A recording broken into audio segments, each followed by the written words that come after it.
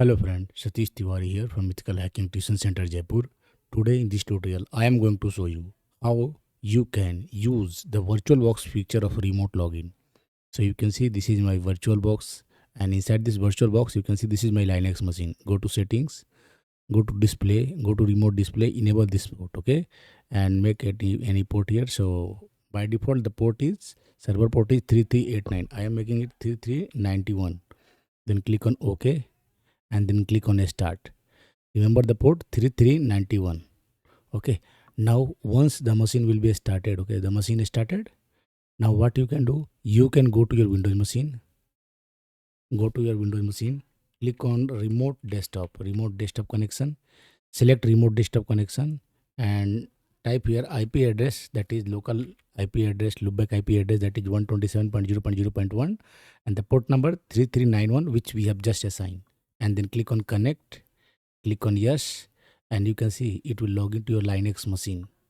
So through Windows, I remotely log into my Linux machine without any server configuration with the help of VirtualBox feature, that is remote display features in the VirtualBox.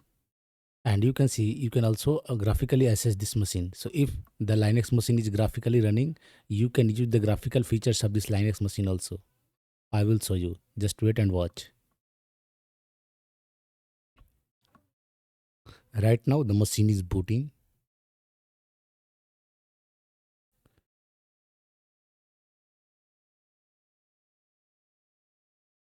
Okay, so you can see this is my Linux machine.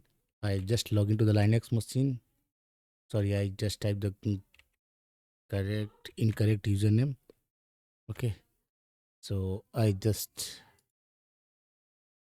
type the right username root and the password for the root user, and I log into my Linux machine. Here you can see right click, open terminal, and you can do whatever you want. Okay, it means you are running your graphical Linux here.